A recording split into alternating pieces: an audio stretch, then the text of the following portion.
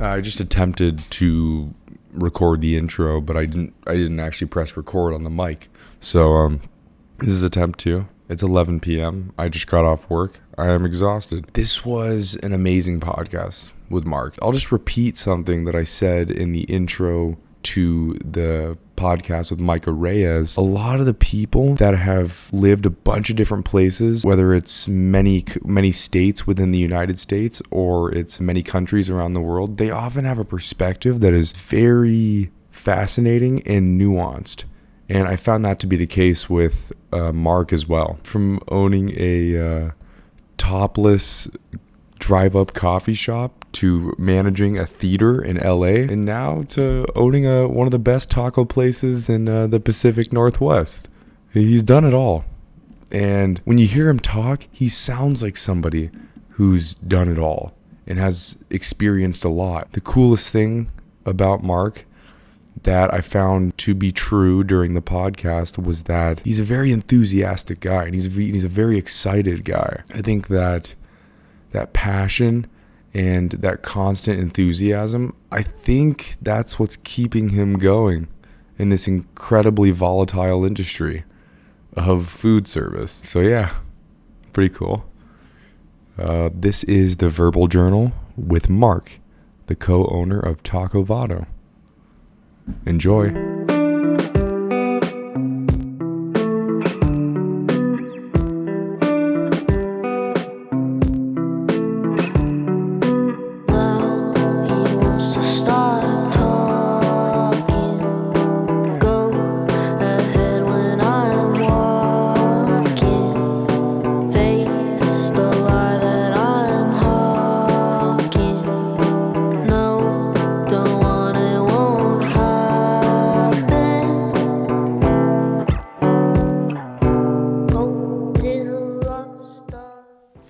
Different camera? Yeah. Man. Yeah, it's ridiculous. The tax guys really have it all figured out. I know. I was just before you got here, I was kind of wait. Can you hear me in your? I hear you really good. Yeah, I'm even a little loud. If I'm too loud for you, you can bring me down. But no, yeah, you're good. I'm comfy. That's cool. I can stand a little bit. I don't have to be like in the mic. Yeah. Yeah. Before you got here, I was doing like a solo. I was kind of doing a solo recording. I was talking about how I went to Turkey, and the lack of regulations made it like an extremely charming place to be. Huh. And it was, because there'd just be some dude with a cart selling bread. And it was in that regard, just let people do commerce the way they want to commerce. And they're just doing their thing. And it was amazing. Yeah, and you probably get even cooler street food because, we always run into that thing where how hard it is to open a restaurant probably gets in the way of a lot of really chill, awesome, super talented people that would otherwise jump in the game and do it. Right. But you throw so many hurdles at them up front, and it's like, I'm going to just stick to enjoying my life over here. And right. You make the risk feel even scarier. No, yeah, totally. It's already such a risk to do anything. Yeah. And I was... And when I reviewed Taco Vado, I was talking about this when I was doing my little review out on the patio. Even if you do take the risk and you're like, all right, I'm gonna go all in. I'm gonna open a restaurant. I'm gonna deal with all the permits and all these things. It's like that could beat you down so much to where you're like, to where all of a sudden you're cutting corners in the cooking that you would have never cut before. Yeah, you have to make up for it somehow, I guess. Yeah. To make sure you don't bankrupt yourself. Right. It does start to feel you have to get past these things when you open a business, but you get this feeling of like, wait, do you guys not want this to exist? I don't know. There just becomes a small little level to it of what would be the way you would want us to build a taco shop, right? And because you start to think you're getting so in the way of something that from a community perspective seems like a need. You need X amount of restaurants. You need X amount of plumbers in town. You need preschool teachers. You need all these different people to create a city, a community. Right. Everyone is in a balance together, constantly working together.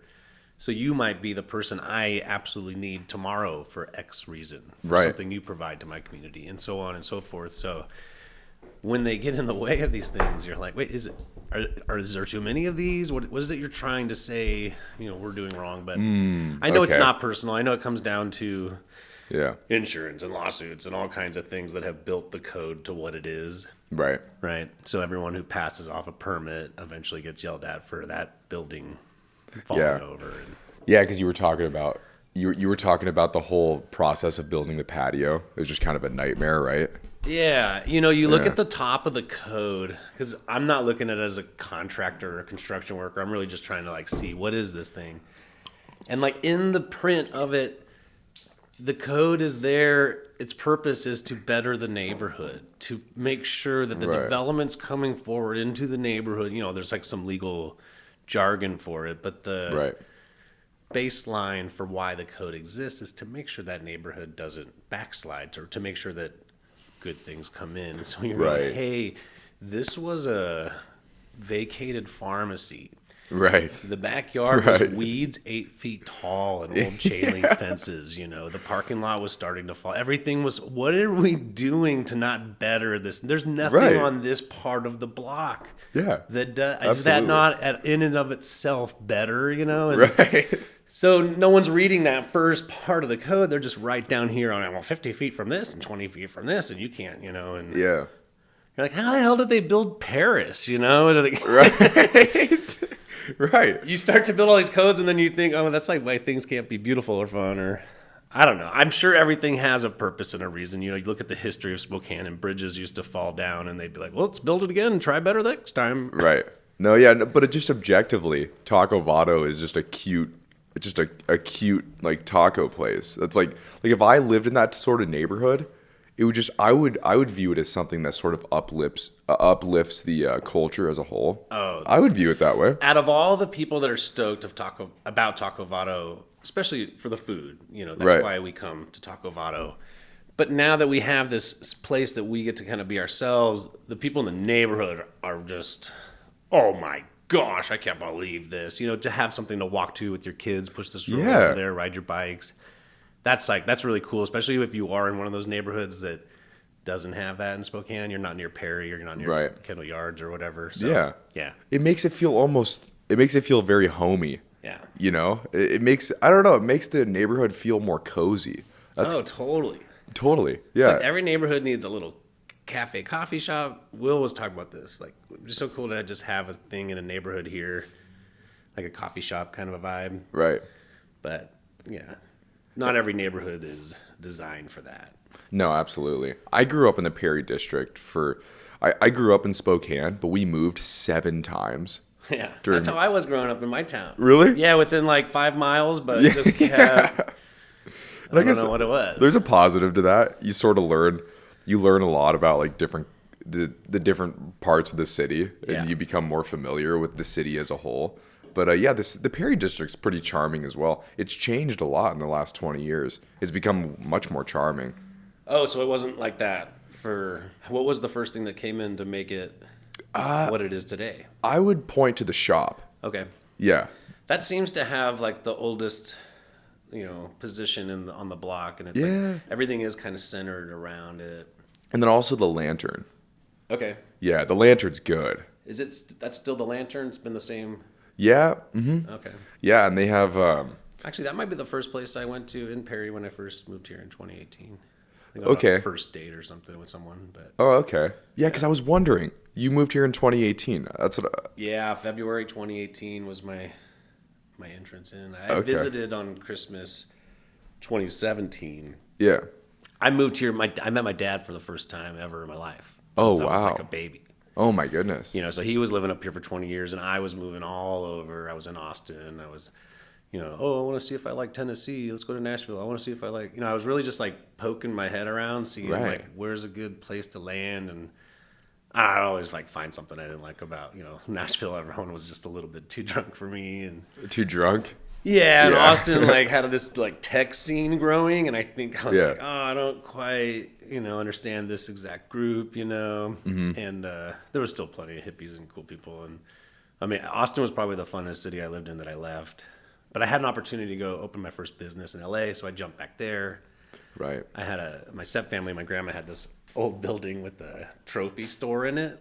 you know, in the bottom little retail space. And he had been there for 37 years selling little trophies. Oh, nice. But for like the last 10 years, no trophies were being sold. And this guy just had some $200 a month rent that he had just like. Oh, he's sort of grandfathered in. Yeah, she had never upped it. You know, he might have been living in the back. Who knows what was going on. And so I finally move away. I'd asked for this spot forever. Grandma, I have all these ideas. I want to do something here. Well, how long is this trophy guy going to be? Well, you can't kick him out, you know. Oh, yeah, I understand. Okay. So I moved to Austin. I start a life there. I'm actually like having a lot of fun. I'm thinking about doing a production company out there. That was my first little like thing I was thinking of. Met some really cool people, but got the call, hey, trophy guy left. Come on back to LA. Start your own business. And I had just quit a job in a passionate rate for all the right reasons. Like they had taken money out of a tip pool because there was like a flash flooding event on the patio and a server had lost his little pouch that had all the stuff in it. Right. And they took all this money out of our tip pool because he lost money. And I was like, in the South, you get paid on tips. You don't get, your hourly wage goes down when you're a tip worker. Right. Sort of like in Idaho. I think it's like $8 an hour or something. So that's your wage. Like, so when they go and touch it, you're like, hey, you're, you know, my paychecks were bookmarks because I'd get a 2-week paycheck for like $4.36 and I would use it as my bookmark until I happened to be by a bank and I had enough paychecks to make it worth. Oh my goodness. Yeah. Because the minimum wage gets cut out. I don't know. So I get super pissed. And I had told him the night before, like, hey, don't touch our tip pool. You know, we'll figure this out. And then the next morning we went in, saw the pool. And I walked because I was like, I can't stand this. You know, like, we work so hard. And how could you touch this? And this is my money. And I think that's where I started having this idea of, like, I got to do my own thing. I'm getting so caught up in everyone else's baloney. So what was the extent of your experience in the restaurant industry before Taco Vado? Just was always my side job. Okay. Since when? When was your first restaurant job? Oh my God, it was crazy. I went to a birthday party at a Buca de Bepo, which is that Italian chain restaurant. Okay, sounds Italian. So we sit at the big round table, and my friend's family has all the friends over, and they're putting all this food out. And, you know, and I was like, this place is awesome. Like, everything's so cool, and the waiters, everyone was so laid back for a corporate restaurant. And I had like graduated high school and moved out. And was like, oh, I need a job. And I just called that restaurant I was at last night. And I was like, hey, I was at your restaurant last night. Do you guys have any jobs? And he's like, what are you looking for? I was like, a job? I don't know. I don't really work in a restaurant. I don't know what's what. How old are you? 18? And he goes, I had 2 busboys quit last night. You coming in tonight? And I'm like, oh my God. What time? You know, so I like get over there. They had a shirt for me and everything. And I am the busboy. That's amazing. You know, like 2 guys who had been there for 10 years had probably quit the same way I had quit for what I was just telling you about. And I'm just the new fresh face coming in. And so that was my first restaurant job just by chance. I was working at like golf courses. Before that in high school, I was like the driving range cart. I would pick up the balls in a little cart. Oh, okay. Because you could play free golf at the club. Right. And I like to play golf in high school, so. Yeah, it's an expensive sport. So anyway, you can get in for free, Yeah, especially when you graduate high school and you lose that little golf student card. You start trying to golf as an adult. You're like, how do you do this? Right. $40 a round. We were playing 6 a week. Yeah. Yeah, the restaurant industry, it's brutal. Yeah, so I get in, I'm just diving, and I'm messing up like crazy, you know, like spilling plate of spaghetti meatballs on a guy because I'm not sure how to hold hot plates. And right. You know. Yeah, your hands get calloused.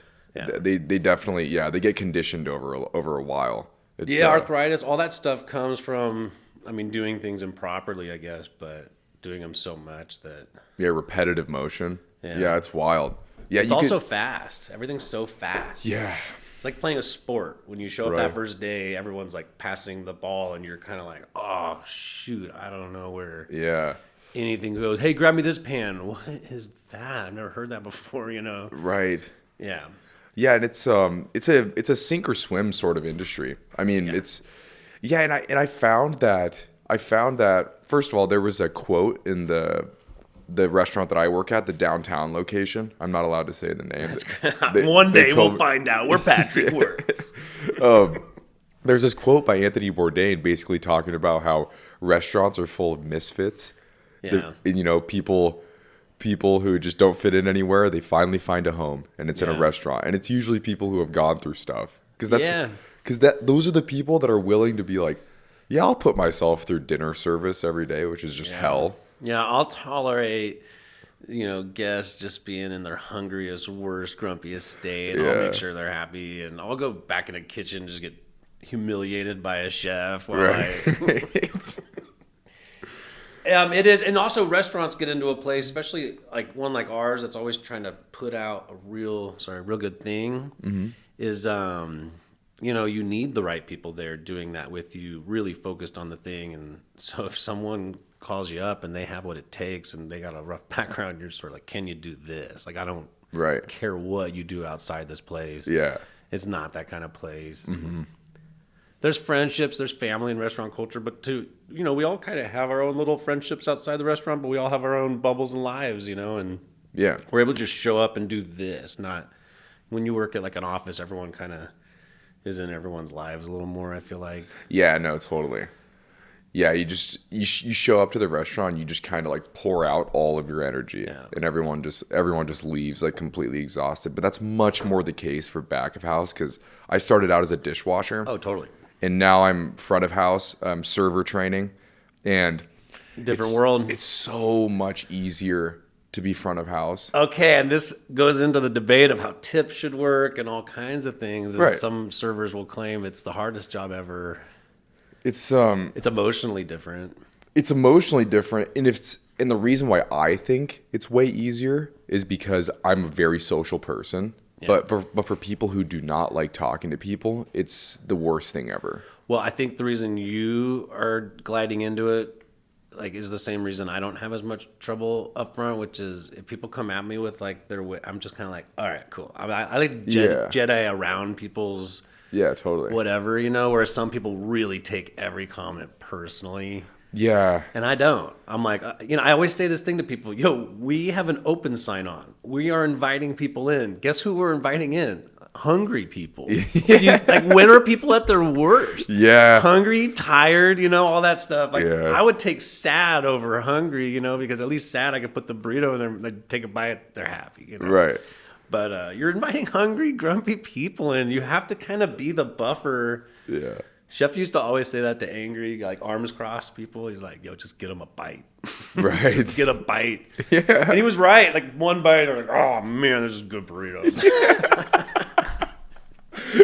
No longer our enemy, Yeah. You can't take that stuff seriously. You got to just, every time someone's really rude to you, you just got to remind yourself, this isn't about me. Yeah. This has nothing to do with take yourself out of it is huge. Yeah. And just be that middleman. I'm the middleman between the burrito and you. Yeah. And so what do you love about it? Why do you take this abuse? I don't know. Well, I mean, I own it with Will now, so it is a different dynamic when you own, and which comes with all kinds of different stresses. But if a person shows up at 7:55, a 5-top, and wants to eat there, the owner's not mad because that's a couple $100 on the sales for the day, whereas the server's totally. I don't want to hang out here, and so there's different mindsets to how totally we all go into it. But I don't know, I think so. I got into comedy when I was 18.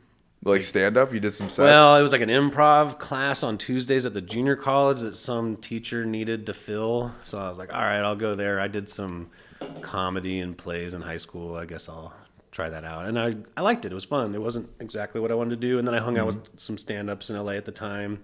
Cool. And then I went to improv? You ever go to the improv? I hung around those places, but you got to really be know what you're doing.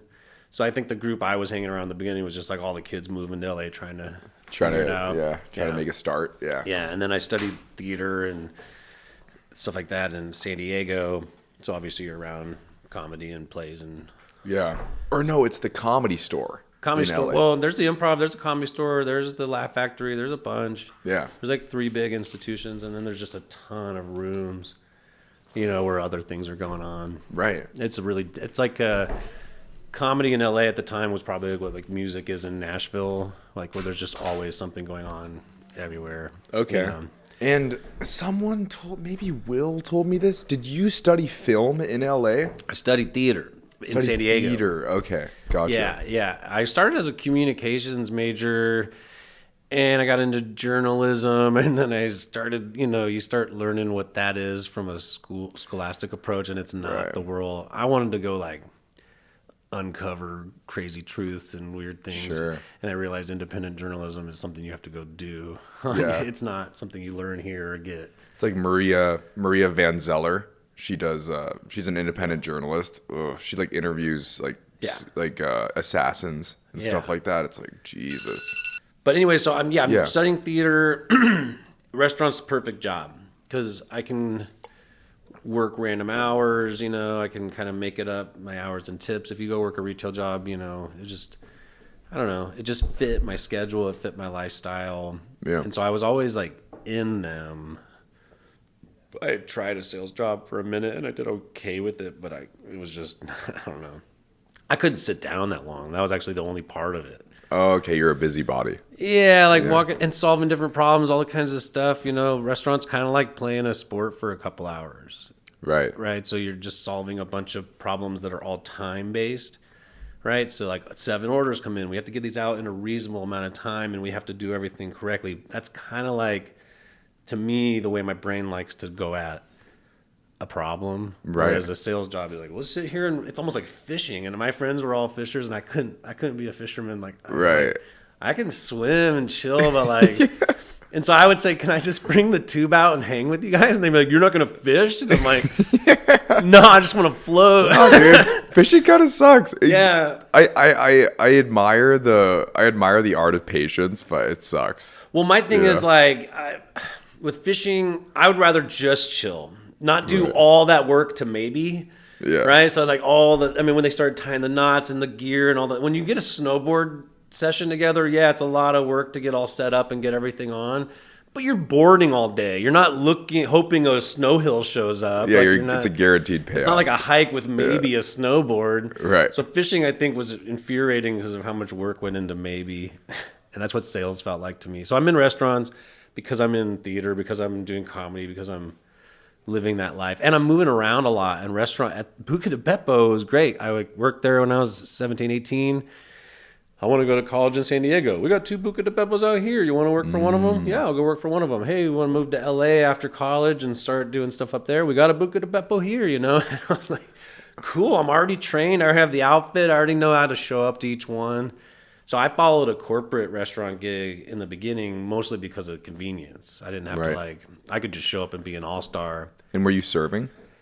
Yeah. Okay. I started busboy, and then as soon as I was like, right when I turned 20, they were like, hey, you can start serving. There's all kinds of laws about alcohol and stuff. Right. But I was like, I already had the edge for it. I was like a busboy that could talk to tables, and servers started using me a lot more, and I'd get tipped out more for going beyond just food running, Oh, okay. I just saw servers' needs, and I saw where they couldn't, keep up, and I would just fill that gap all the time. Sure. And every time they were in the weeds, I just fill the gap. And there'd always be people around like, what do you want me to do? And it's like, you see it, just go do it.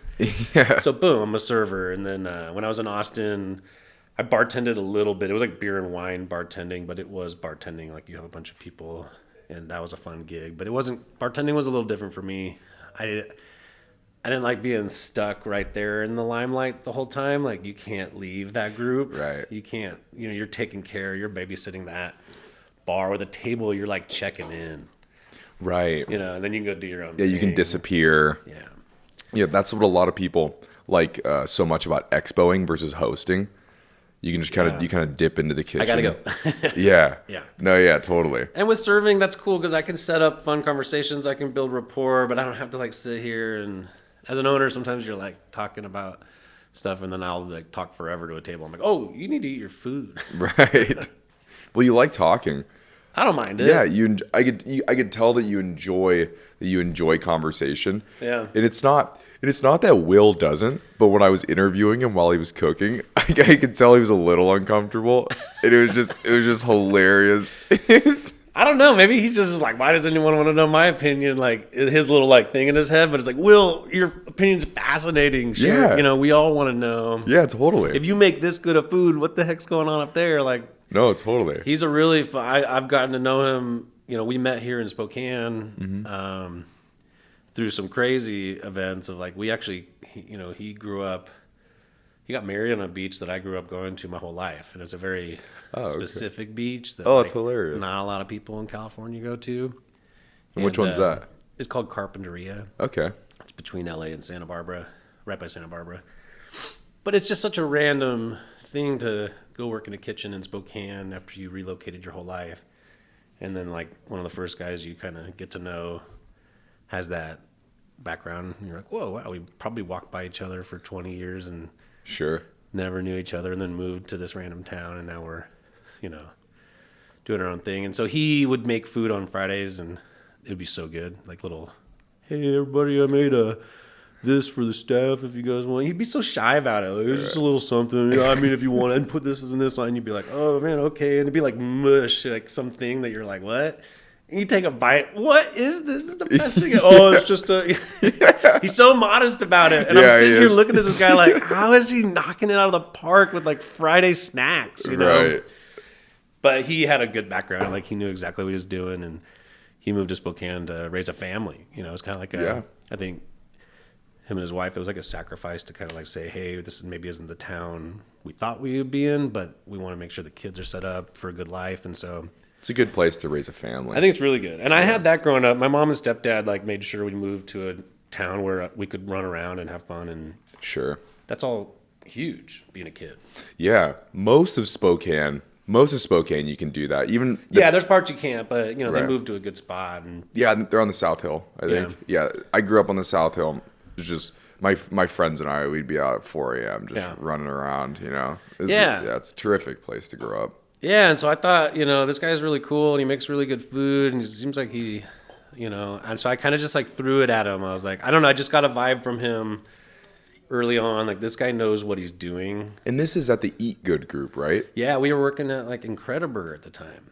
We were just slinging burgers. And so what is the Eat Good group? Is it they own all the local. Oh, so would you kind of bounce around between restaurants that are owned by them? I started off at Wandering Table, working under Ian, who's a really awesome chef, different restaurant now. Okay. So I didn't really know what Eat Good Group was. I just saw an ad for this one restaurant in Kendall, which is now Baba. It was a fine dining spot before Baba opened. Okay. And they just threw me in. I had no clue what I was doing there. I came from so let's backtrack a little bit. Yeah. I moved to Spokane. I've been doing front of house my whole career. Just all I ever did was serve. And so you hadn't cooked by the time? I had no clue, man. No clue how to cook. I knew how to cook at home. Like I like to cook my own food. Okay. I'm not afraid of cooking, but I just had no time. But then I went to Austin for this one stint. And Austin was really competitive to get a server. There was like really kick-ass people doing stuff there. So to get a serving job, it was a little bit harder. Right. I applied to a bunch of places and I didn't quite know what the vibe was. And so I had to go take this job at a burger stand. And I thought I was going to be a cashier, but they'd throw you in the back when they were busy. Right. So I'm frying onion rings and I'm, doing things I didn't know what I was doing. Was it a rough go at first? Yeah, I was terrible. Right. Just because you don't understand how hot a flat iron griddle is, you don't know how long something needs to sit on it for. Your intuition for everything's different. But I had fun, and I liked the kitchen. I liked the kitchen environment. It was so cool. It was so even though I was a total, failure at everything I tried, it was fun. Failure way to success, right? Yeah, and I eventually found a serving job in Austin and got back on track with that. But when I moved to Spokane, I had another business in LA. It was like a cafe and a bar. It had this whole other element to it. So there was a lot of restaurant involved that I didn't know. Did you own it independently? I was renting it from the guy who started it, but he kind of ran it a little bit into the ground and needed someone to come in and be the new proprietor. That's what the ad was. I need a new proprietor. I didn't even know what that word meant. Right. I just knew you need help. Okay. So I go run this thing, and it's a black box theater. So my whole focus is rent this thing out, put awesome shows in there, sell snacks, move on. But there was this huge potential for this kitchen, this little tiny kitchen I had to put out some really cool stuff. And it was in a really cool neighborhood in Silver Lake, LA. And if I had just realized that at the time, I wouldn't have had to rely on the shows alone. I could have just had my patio, some cool little chef making amazing food. Sure. But I just didn't know how that world worked. And I had this really talented chef. This guy from Alaska came down. He was so cool. And You know, it just looked like a fisherman. And his name was Sawyer, and he was so talented, and he was started doing things that I had never seen before, and I tried to put too much control on it. Okay. And I got in his way. He was the artist, and I messed it up, and I lost him. You know, he was really cool about the way he left, but he was just like, I do my own thing, and I do it like this, and which was so strange because I was letting all the artists do their own thing in the theater, and I didn't quite think that a chef could be an artist. And this all gets back to Will. Yeah. You know, so when I moved to Spokane, there's something inside of me saying you need to learn like this language of the kitchen, right? Like you need to understand it. You can never be a restaurateur, I don't think, successfully if you don't understand the language of the entire team.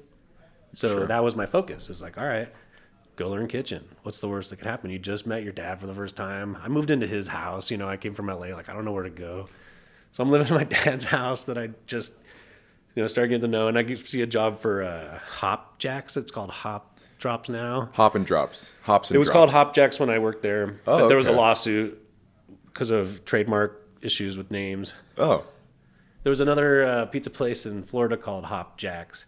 And they had opened up they had bought the trademark. There's like a legal thing you go through. Right. And since Hop Jacks didn't have that, their trademark overruled them. And so they had to change every menu, every shirt, every sign. I mean, it was like multi-million-dollar. Oh, man. That's whatever. But so I go there and I'm like, yeah, I'll cook here. I don't know what the heck I'm doing. And like I started off as just like, here's a sack of onions and you need to julienne these and you need to, you know, so I'm just like getting the like horrible prep work. Like they're just pushing everything at me, but I'm like super stoked. Like I'm learning everything. And they're just like, what the hell's with this guy? Like, I don't think they knew I was using this as like culinary school. You know, I realized from Buca to Bepo, if I go to a corporate spot, they're going to train me a little more intimately than if I went to a mom and pop restaurant where they're just like expecting me to jump in and cook. Sure. Okay. So I took advantage of that. Why? Because there's more of a structure in a They have to, the corporate places just have this whole setup where they have to give you all of the this and the that. All the training. And a little book with every information, you know, and I just could choose what I wanted to, you know, focus on. And, you know, and they're just put me in pantry station. I'm making salads. I'm dropping fries and stuff. And then I got over to griddle. And then I got put on breakfast service. And that was like everything you ever need to learn. If you're like a breakfast cook for a summer in a hot kitchen, that's just like where you learn all the nuance. Like you're like that guy with the drum and the cymbal and the xylophone, like playing all the things at once. It's just kind of crazy because the hash browns have to be like, they have to be cooking before the table orders it. You know, otherwise it would take so long. You have to like flip them when they would have us be like, hey, throw 4 browns down. We got like 7 people to, you know, and they always expect a couple people to want a hash brown. So you're already cooking one side of it. And then when they order it, you flip it, you know, and then there's all these things with eggs and then you're flipping pancakes and you got temperatures, you got all kinds of different stuff going on. And then we didn't have a breakfast station for it. So we were setting up like ice wells and this was all like a you know, so I was learning all kinds of really cool fun. And that's where I was like, boom, I love this. This is like my pocket. You know, I got really good at griddle, the hot station, and then after being at Wandering Table, I was like a 600-degree oven over my shoulder, a flame grill, you know, and so I'm like sitting here and I'm plating fine dining. I'm like cutting duck and all this stuff and like learning all the different whatevers and still don't know the words for anything I'm doing. Did you guys make pizzas? Was that what the there was a flatbread, flatbread? Okay, gotcha. But you cooked a lot of stuff in that oven, you know, so you would finish meat dishes in that oven. You'd, you know, give them a gentle sear and then you'd finish them in the oven. Okay. So there's all kinds of little things that was used. You'd make paella.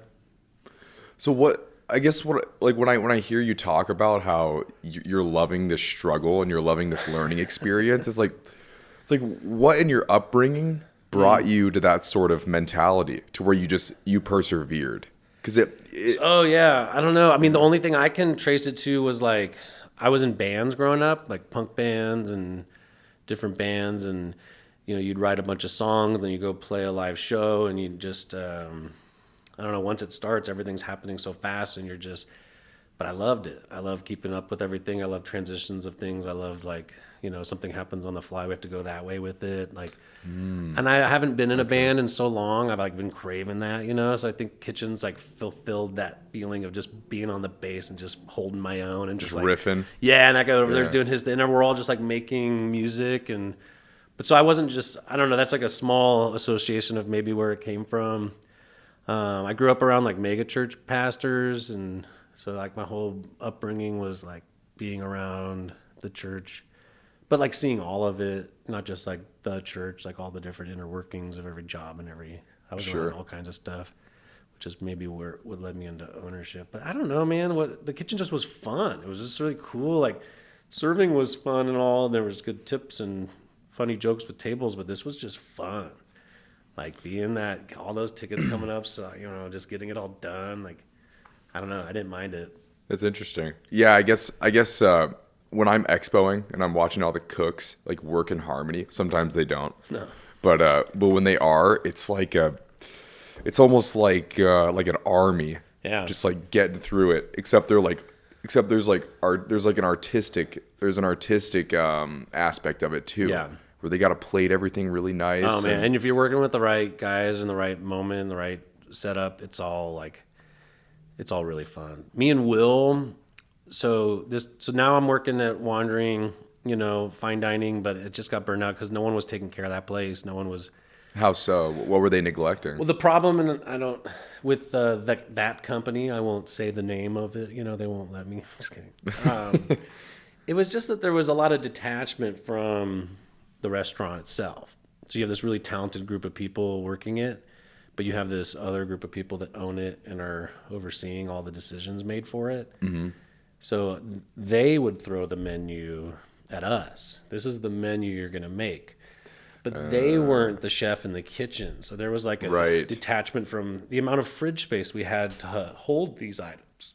How long certain items took and where we would cook them on the... I'm looking at everything logistically.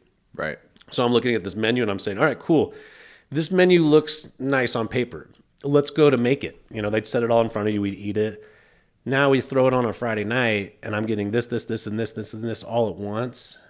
And I have to, and I love attacking ticket order, things, but I have nowhere for this. This is all getting in the way of this. And then I have to have a. Right. So that was my little logistical thing, and there'd be money issues. And that place was just, I don't know, it was poorly run, and there was really a toxic environment there. And on top of the logistical issues, if you're not part of the creative process of creating a menu, then you're not connected to it. And surely that's going to diminish your passion, right? Yeah, I mean, some people really want to have like a say in the menu, which I never cared about because I'm not so opinionated on, it should be swordfish because swordfish is so, whatever.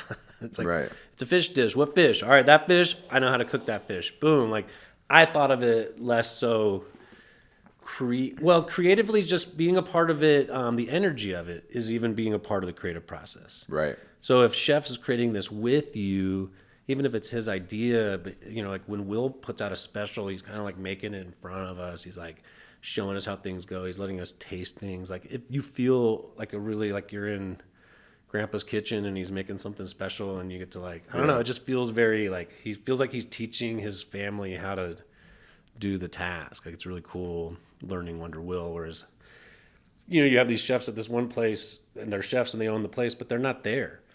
And I felt really detached from it all. Right. Yeah. And we had a really talented chef working right next to us who was their employee. He was the one executing the menu, and he didn't even have as big a say as he could have had, and he's running restaurants. And so I moved over to Incrediburger just to get away from there was a lot of toxic stuff. The servers were really horrible towards the cooks, which was so weird for how much money they made. I mean, they were walking with 2, 3, 4, 509 tips. What? And they're treating us like garbage. Are you kidding me? I mean, it was insane. That's amazing. Yeah, they were doing really well. And I used to work jobs like that. So it was putting me in perspective of oh my gosh, I was making so much money in Santa Monica serving. Right. Those cooks were walking with just their wage. And I don't know. So I go over to Incrediburger and first day on the job. Is that on First Avenue? Yeah. Okay, yeah. It's where Sapphire Lounge?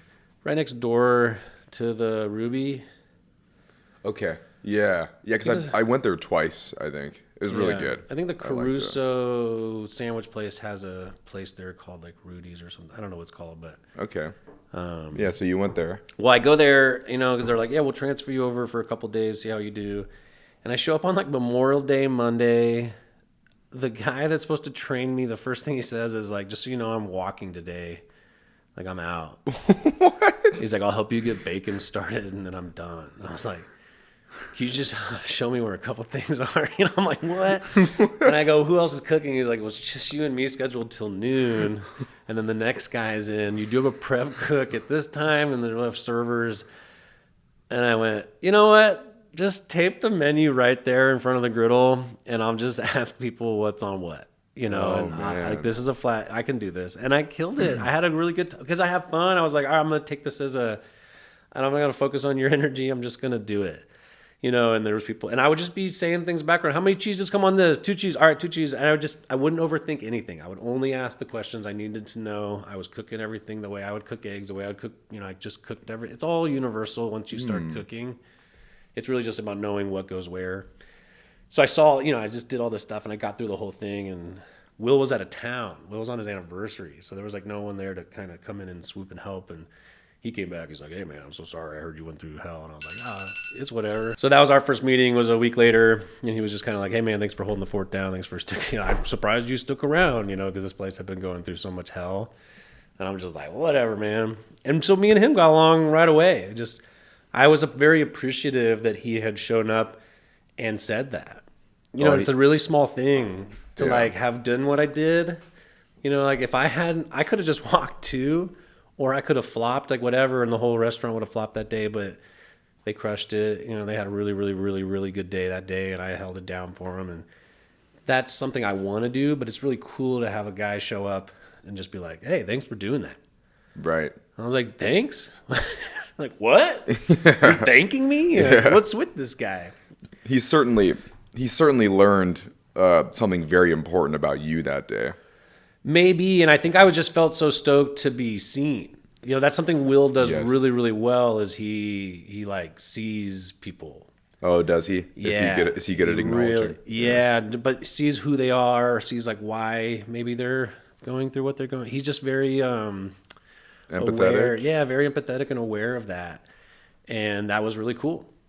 Because I think normally what I get from a chef is, oh yeah, that guy sucks and this and that, and oh my God, yeah, and wouldn't even acknowledge your presence in it at all. Would just be, and so that was really cool. And then I asked, well, how was your vacation? I heard you were at the beach or something. And that's where he told me, yeah, I was in California for anniversary. Oh, what beach? I was so excited because I grew up on California beaches. Right. He's like, Carpenter, or he said Carp, or I think he said Carp, which is the nickname. And I was right. like, Carpinteria? And he's like, how do you, like, no one knows that beach. So he's like, what are you talking about? How do you know that? I'm like, oh my gosh, my family step family has this little cottage 7 blocks from the beach that like my step grandpa and his dad built in like 1949 or 1950. I don't know what year it was, but like they built this tiny little shack and they had kept it forever. So all of us got to go to this beach town and grow up on that beach, and so we're like, oh, that's so cool, so crazy, Yeah, and that's so huge that he has that ability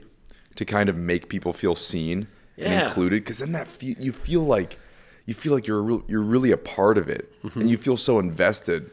I'm just thinking about Taco Vado because there's a few cooks that I've seen, that I've seen consistently there, and maybe that helps them because it's brutal, because especially when you guys are cooking everything fresh like you are, it's a lot of effort. Yeah, that can help them more to it, and that can help them really feel like they're a part of it, and it can make them feel just really stoked about being part of the process. Yeah. I think some people do feel really stoked there, and we do feel stoked to have them there. And I don't expect everyone to stay forever. So the longer you get someone around you, the cooler it is. But unless you have like ownership in a company, you can't expect anyone to live there forever. But we have some people that have stayed for a really long time, and maybe have been offered many things from other restaurants in town, and they're like, you know what? I like it at Vado. And we're like, heck yeah. So when you guys just opened the stand, it was just you and Will, or did you have? Well, yeah, so that's where we grew this rapport. We became kind of not buddies at work because we didn't hang out so much outside of work much. I'm not much of a drinker, so in restaurant culture, I kind of don't go along with what everyone does, which is fine. Yeah, me too. And I'd go out to a bar with everybody and order a Dr. Pepper and whatever. And so we didn't hang out much, but we'd talk a lot at work about certain things. And and there was a coffee stand for sale for super cheap. It was like someone had to get out of it. It was one of those bikini stands. Yeah. And I bought it. It was like I had just sold my business in LA.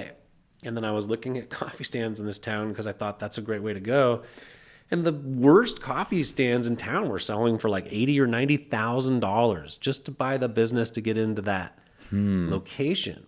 And I started realizing, this is a location game because your business isn't worth anything, but there's nowhere else to do this. Because it's such a saturated market? Because, you can only get what's there. Otherwise, you have to build a brand new development, and that's a whole nother ballpark, you know. But so if that person has a really good, I'm looking at this bikini stand, it's on Ash between Wake Up Call and then there's a Hold Your Grounds, and then it's downtown.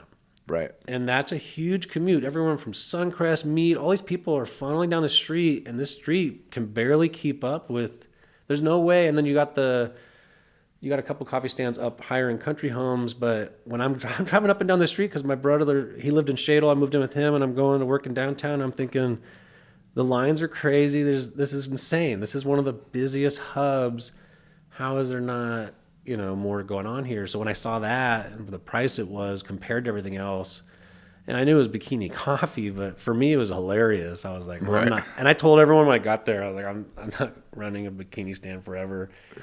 I'm turning this into something, but... Wait, so you did run it as a bikini Well, I stand didn't for do a little anything. bit. I literally showed up and I said, here's the deal. I will make sure milk is in your fridges. I will make sure coffee is there. I will make sure everything's stocked. Yeah. Have fun doing what you're doing, because I don't have any managerial tips for how to do this job. I wasn't going to... And I was probably really fun as a boss. I would take all the employees out on brunches and keep everyone on the same page, but I was really like making sure they were all really comfortable there and not in harm in any way. That was my biggest focus and fear, was like, oh gosh, now I own this thing that could bring weird predator people. Oh yeah, you think if you think about the guys who usually go to the bikini and I will give a shout out to, not everyone is, there are some lonely, nice people that maybe just need to be seen and heard by a girl who happens to be in her underwear. Yeah. And maybe that's just enough for a couple guys to keep doing what they're doing in life. And I just, I found that there was a whole spectrum to what that was. And it also kept certain girls out of certain things. There was a lot of really cool, I learned so much from that. I call it like one of my coolest chapters of my memoir, Okay. Memoirs of Marky. And then one more thing you mentioned is that you said you had just sold your business in LA. So were you running it remotely? Dude, I met my dad and he was so cool, and I did not expect that. I had been told go meet him and just take a little vacay because I was working so much. I was living at that. I was just like running the cafe. I was there from 6 a.m. to 2 a.m., sleeping in the green room sometimes. And I was burnt out, just burnt out.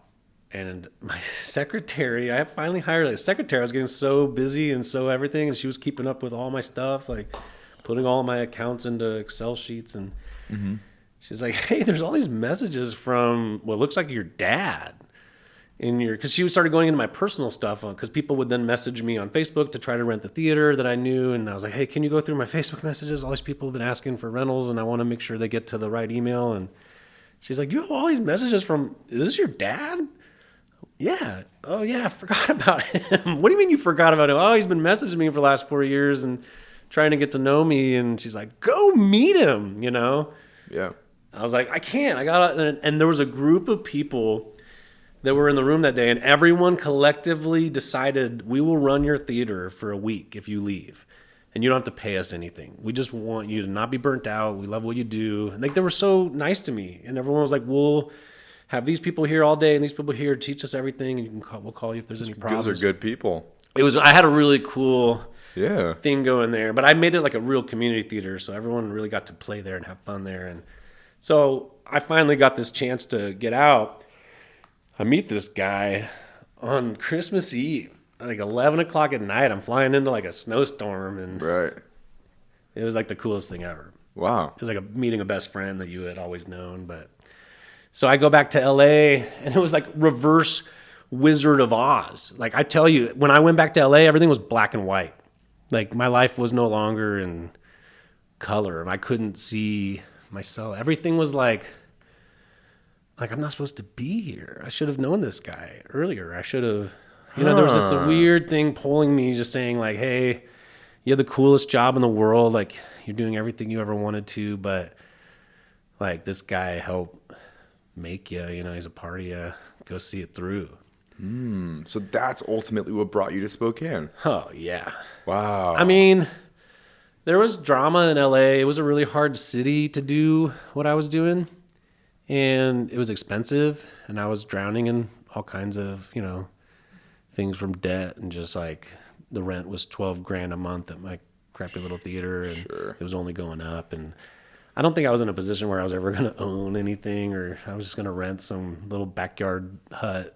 Yeah. Just like, Well, that's what I hear. Yeah. That's what I hear about LA, that it's a dog eat dog place. Yeah. So those are just the stereotypes that I heard. I haven't really been there. So when you mentioned that there was a bunch of people who were willing to watch a theater for you for a week, that was really cool. yeah. Yeah, it was very rare. Totally. So, but I meet my dad, and he's got this like land he bought up in like Suncrest he had owned for 20 years, and they were looking to move up there and kind of have and I'm looking at this like dad up here and this little life he's created, and I'm like, man, you guys are so sweet. His wife now, Terry, who I call mom now, is one of the sweetest ladies he could have ever found. She's actually the one who helped him find me and my brother and sister, and it felt so cute and cool and nice, and they had a real simple life, and I had a real complex life, and I was just looking at their life setup going, man, I want to hang out with these people. Right. And they treated me so welcoming and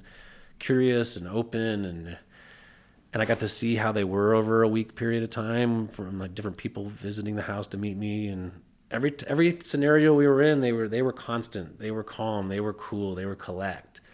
Yeah. And that's something I didn't grow up with, and I was just like, oh, that's like, I want to come live in a RV on my dad's land and just be around him. Sure. But they didn't live on the land yet. They had, lived in town at Terry, my mom's house. And so I was like, can I, like 2 months later, I think I said like, I'll come visit you guys soon, and then they get a call 2 months later. It's like, can I come live in one of your back rooms at your house? And they're like, what? I was like, yeah, you guys are really cool. I'm thinking, they're like, what are you talking about? And I had I don't know if the word quasi business partner, like he wasn't my business partner in LA, but he was someone helping make it really awesome. He was a really talented artist who was really well connected, and he was kind of building a really awesome underground scene.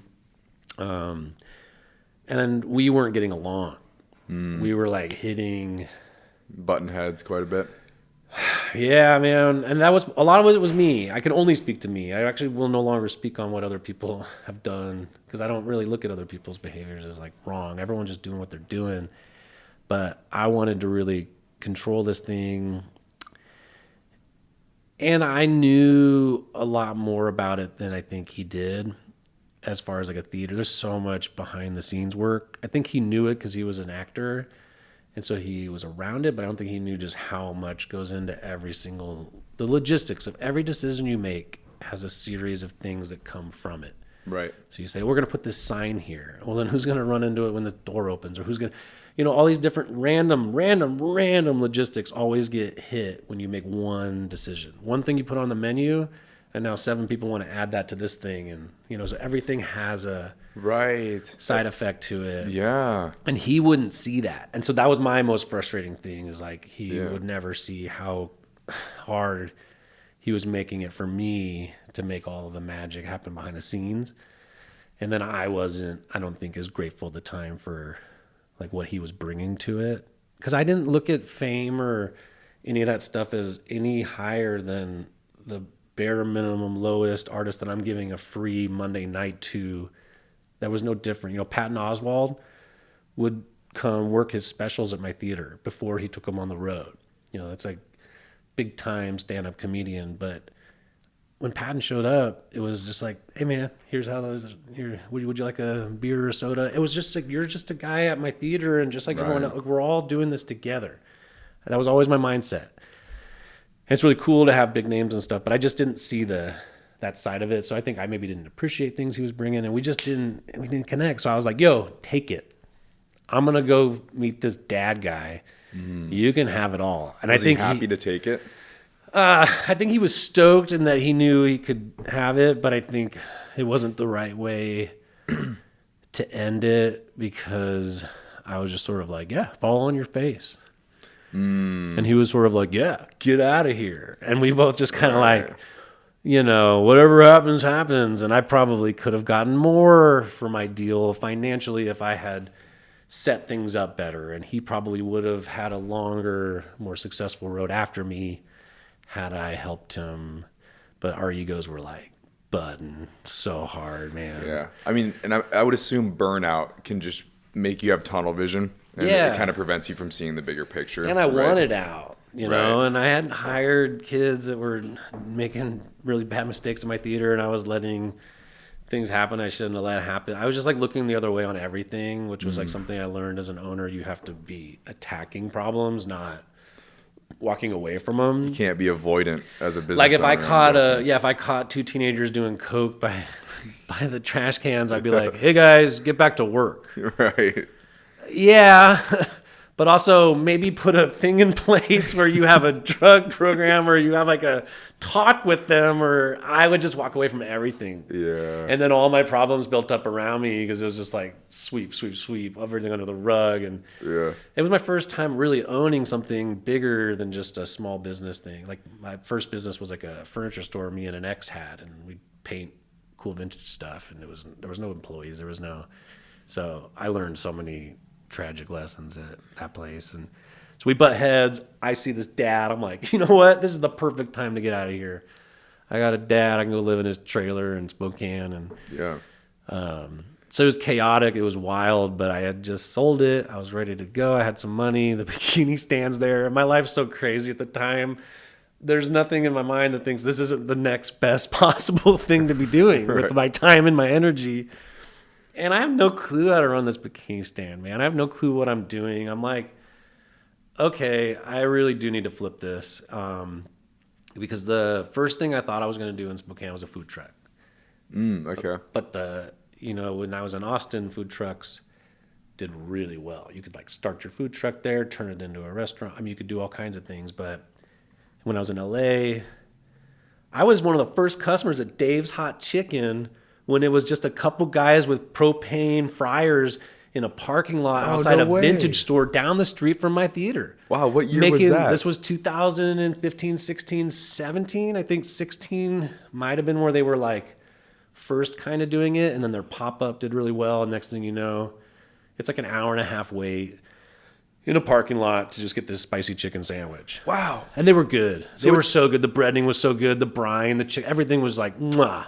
So it took that little time for them to blow up in all these locations? Well, yeah, over 2 years, they got a restaurant, and then the restaurant they got a really good spot, probably put all their money into in LA, you're kind of like putting your restaurant out as a billboard. You're basically like, here's my concept, who likes it? Because you're spending so much money to be on one of these streets. Right. You're not technically making profit on the LA store. Mm-hmm. But if your concept takes off and you end up having a Spokane location and a Milwaukee, yeah, boom. Those are your breadwinners, and LA is just your billboard. Yeah, there's one here now. Yeah. Yeah. They actually have that whole story like above the soda machine on their wall. Like, we started in a parking lot and this and that. Oh, okay. And I'd be the guy like hyping on my friends up, like, come wait in this line with me and eat this chicken sandwich. It's so cool. Right. But like, that was in a parking lot outside a vintage store with a bunch of folding tables and some propane fryers. So I moved to Spokane, and the rules are like, you can't do anything in any way, shape, or form that's like reasonable. So you basically had to have a restaurant. And were the regulations in Spokane pretty stringent? Yeah, they were different. They just weren't. I would say that not so much that they weren't stringent, is that there was no room for openness. And in Spokane's, the hardest problem you have with the city here is if they've never done it, there's no plan for it, and they won't let you. That's really the only problem. Every other city I've been in, oh, you want to open a theater in a neighborhood in LA? You get a CUP, conditional use permit. You follow these rules, you keep your CUP. You don't follow these rules, you piss off the neighbors, you lose your CUP. So your CUP would probably be attached to your alcohol license or your whatever. So you're, oh, yeah, well, you can keep your theater, but you can't have alcohol anymore because you guys keep breaking the rules. Whereas in Spokane, they're like, oh, you can't do this because you're 50 feet from a residence and we don't like it because of noise. And I go, there's a school 25 feet away from them. Have you ever been out here during recess? Right. These kids sound like they're murdering each other for 30 minutes. Just, you know, what are you talking about? Noise. So I don't know how far I've drifted from what we were talking about, but this is all what led me here, you know. The bikini stand's not what I need to be doing. Because I don't know how to handle problems when they come up there. There's no HR for that. What kind of problem? Because you said that you... Oh, like my first big problem was there was like a drug addict working there. But it was like more of a pill popper kind of thing. And then like some customer texted the lead employee like, oh, I just drove by the stand and she was wigging out. And then she texted me and then I check in. And it's like there's a full on like drug breakdown happening. And I'm just going like, oh my God. Sort of like psychosis. On a Sunday, yeah, and I'm like, oh, I'm just like screaming, hurtle on the floor, and I'm just going, oh, in her underwear, you know? Oh, yeah. I mean, there was hilarious thing. My favorite story of that place was this new girl gets a job there. It's her first day on the job. She calls me and says, hey, this other girl is wondering what time she's training till, and I went, wait, you're done with training? And she goes, no, not me, the other girl. And I go, other girl? What are you talking about? She's like, oh, there's this girl here. So I go check it out, and there's this just like other girl in her underwear just working. And I go, hey, who are you? She's like, oh, blah, blah, blah, told me to be here at this time. From where? From, you know, there's a different bikini stand called Second Base. Oh. And this girl just Googled bikini stand and went to the one... and just took off her coat and started going. And I'm like, you're not at the right place. And this other girl's first day on the job, so she doesn't know what's going on. Yeah. And I'm just going, well, get on out of here, you know. And that was a really funny one, just because what are the odds? Right. And how bold does it show up to a job and take your clothes off? Yeah, that is bold. You're not at the right place. Yeah. So when you bought that place, you said when you bought that place, you knew that you were going to flip it into something else. Yeah, so the shed attached to it right. was the original Millwood Espresso from 2005. And it was set up so it had a food permit attached to that building. But it was kind of like falling apart. Right. But I kind of looked into the rules and everything, and I thought, okay, so since this is food establishment, that's food establishment, what I could do is I could set up the shed with like a full dishwashing sink, some prep tables, and that could be like an area where you know, prep stuff because there's no room in the stand to like chop the pico or do all the stuff that we do now. Mm-hmm.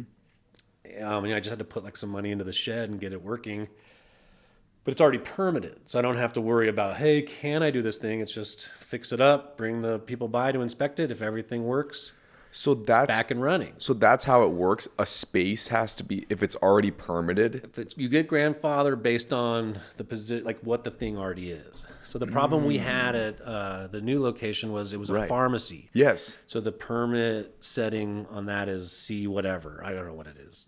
Yeah. There's something, and then within the use of that permit, here's what you can do with this building. Yeah. So you want to be a restaurant. Well, you need this version of that same commercial permit that allows you to do restaurant, because you're bringing more people in, you're putting a cooking hood in, you're doing different things. Mm-hmm. So it changes the use, it changes how the city needs to look at the building. Okay. For safety purposes. So when did you buy the bikini stand? That was right away in 2018. 2018, because Will said you opened in 2020 at the stand. So is my brother, I have a half brother up here. Right. You know, and so I met him for the first time when I moved up here. So 4th of July weekend, he's taking me downtown to see the fireworks. He was the one who was like taking me around town. I didn't have any friends. I didn't know what I was doing here. I would go do my own thing, but on the way there, him and his, you know, girlfriend do the silly thing where they take me to a bikini stand, you know, and I'm like, I know what these are. I've been in Washington off and on. Like he was thinking he was taking me to the first one ever to like surprise me. And I'm like kind of pretending, oh my gosh, where am I? You know? Yeah. And, he said, you know, I'm his older brother. He's bragging about me. He's like, yeah, it's my brother. He's from LA. He just sold his business and he's moving up here and who knows what's going to happen, And he's just talking to this barista about me, like he's showing me off. And I'm just like in the backseat, like, hey, yeah, that's me, the guy that whatever. And she goes, that's so crazy. My boss is selling this place and she like needs to get out fast. And she's about to sell it to this other person I don't like. And blah, blah. You should give me your number. And I was just like, oh, how much? And she's like, I don't know. Give her it's an insanely low price because this person had burned some bridges and owed some money and done some things. And she needed to get out. So she just needed to like sell it. I went to like set up my account at Coffee Warehouse in the Valley, like the largest distributor of coffee goods in the Pacific Northwest. And the owner of that company comes to the lobby while I'm waiting for my thing to say, how do you know Stacy?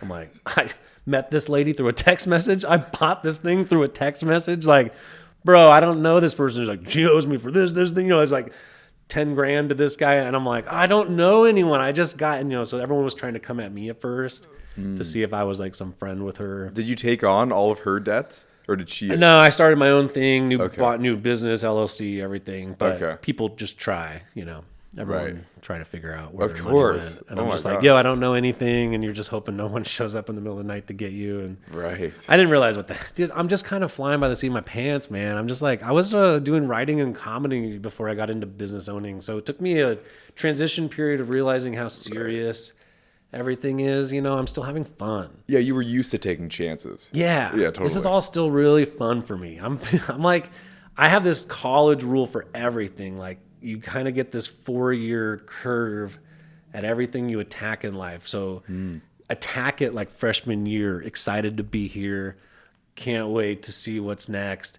Sophomore year, whatever, you start to, and then my senior year, you just want to do it, because you have to take some time to like be naive and go into something with openness. And then you have to learn the hard parts of it. And then you have to like practice, be practical with it and apply it. And then you have to go do it, And I love that. It's a great mindset. Yeah. So I don't look at that first business as I'm a business owner and I didn't have a LinkedIn account. I didn't have anything to make me take it as seriously as I should have. Not to say all those things matter, but, so it's just all fun, the bikini stand's funny. I think it was a more funny story for my brother to like go back to him the week later and be like, I bought that bikini stand. What are you talking about? He just like took me on a whim and the whole thing happened. And I was like, dude, I looked at the prices of everything in town and that's insane.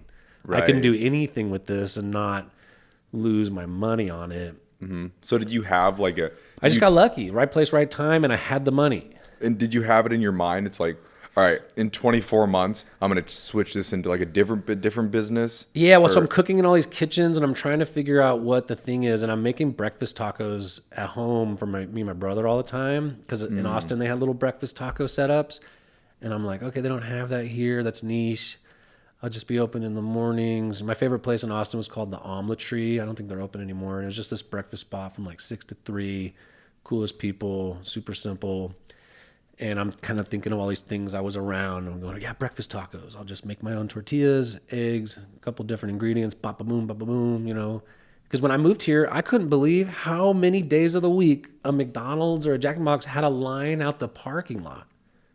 Of course. Dude, everywhere I've lived, that's like, if it's a huge event happening and things are closed, yeah, you'll see a McDonald's line. Or maybe at 2 a.m. in Hollywood, you're going to see that Jack in the Box line because everyone's drunk after the bar. But at 5 in the afternoon, McDonald's has got a line. I'm just thinking, this is a drive-through town. This is crazy. People are so focused on that one part of convenience. Mm-hmm. They don't care if it affects their health, their money, whatever. It's just like, I don't want to get off my phone. I want to be on my phone while I order, looking at a TikTok, like people just didn't want to get out of that damn car, man. And DoorDash was too expensive. So drive-through was like, I'm just seeing drive-through. That's all I can think is the word drive-through. And I don't know why my intuition's pushing me to that. But maybe it's just something I noticed being an outsider, just coming in. Not and going, from here. Yeah, and just going, okay. But then absolutely. When you get into winter months, drive-through makes a lot of sense because you don't want to get out of your car in the slush and the snow. And so there was a lot of things I didn't know about the town.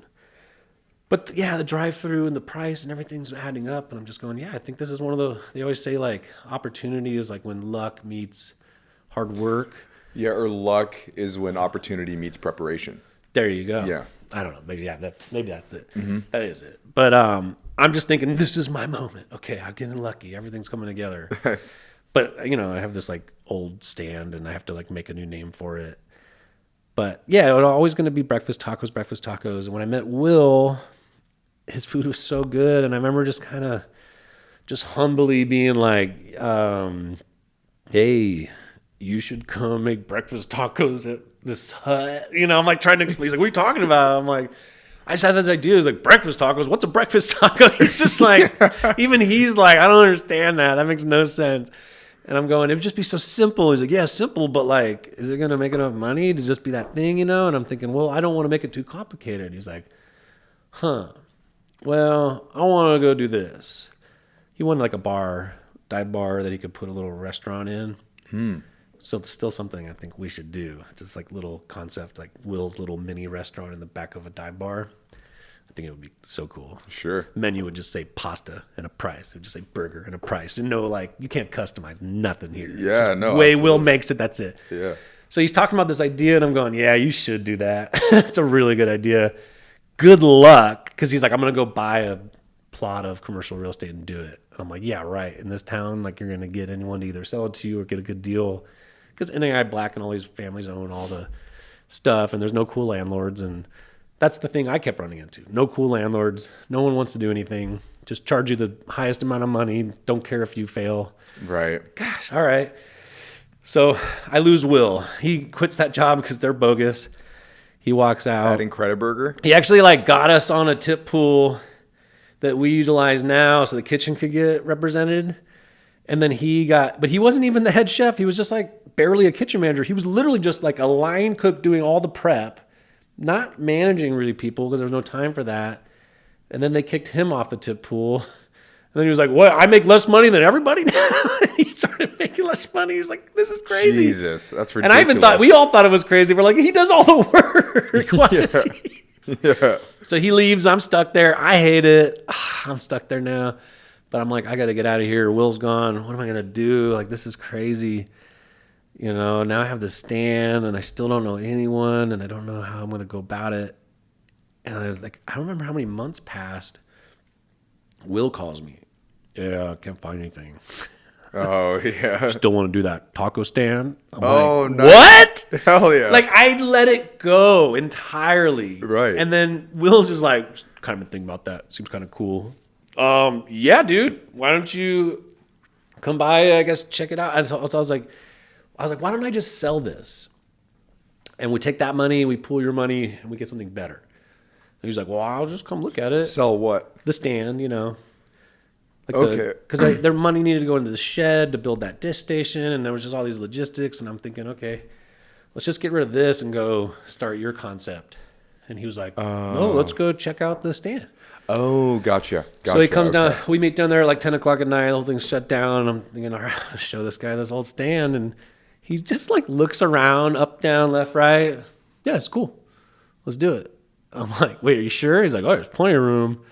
And I'm thinking, yeah, I guess I've been to some, like there was these guys that would do wedding taco setups in LA. It would just be like a 24-inch griddle, and they'd be cooking the chicken, beef, and whatever, putting it in hot bowls, have a guac and onion set up in like 5x5 space. They're putting out tacos for hundreds of people. So I am starting to look at it and go, there's enough room to do it all here, but all right, and so we just, it was like a handshake agreement, all right, I already put the money into getting it. We'll put some money into getting the shed put up.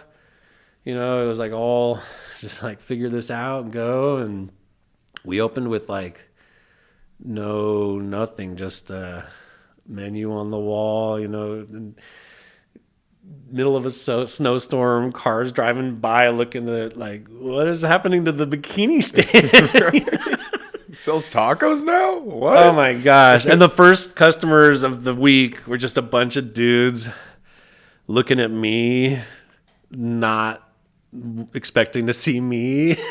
Like you're pulling up ready to see some gorgeous girl. Oh yeah. And I'm just like, I've never seen so many people look at me with such disappointment. What are we doing? Oh my god. But they'd smell the food, and it was funny is those were the guys eating it, telling their friends, welders or workers or all kinds of people from Idaho all the way over. I mean, yeah. Whatever the girls were selling was bringing people in, but then whatever they were smelling was bringing them back. So Sure. we didn't have we just built it off that, and then boom, COVID happens a month in. So did you start it in like February? We started January 14th, but COVID starts getting talked about in February, and then boom, COVID happens in March.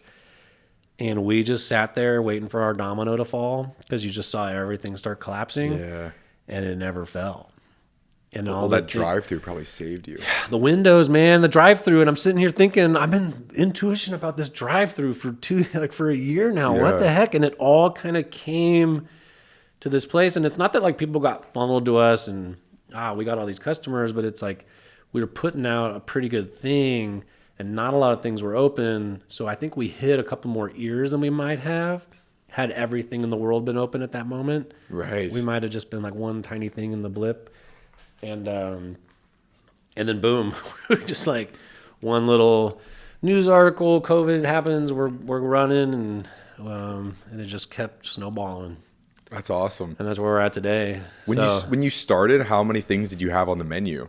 Because you you guys do a great job of building vertically. You built your menu very vertically and not horizontally, which is... What do you mean by that? I've never heard that one. Well, it's when you try to, for example, you try to have... Oh, everything versus... Yeah, it's like what a restaurant has. They got waffles and eggs, and they also fish got tacos. And steaks. Yeah. And everything just sucks. Oh, yeah. I mean, Mexican food is really easy in that regard because, like, the same meats will go in a taco burrito or a bowl, right? So chicken, steak, or barbacoa, whatever it is you're doing, there's a steak version of it, there's a chicken version, So that's already set up. And then the pico and the guac. Pico goes on a lot of things. Cilantro goes on a lot of things. So you have these ingredients that are kind of like incorporated in the whole menu already. Yeah. But with that catch is like not adding chalupas, not going crazy with a fajita bowl or you have to then now not get too much into everyone has a way they want their burrito, like wet and smothered or deep fried or whatever, Will cares so much about the food that it's almost like he has like a direct respect for cauliflower, not like as a person almost. Like he's like, man, if I were cauliflower, I would only want this sauce on me. He doesn't.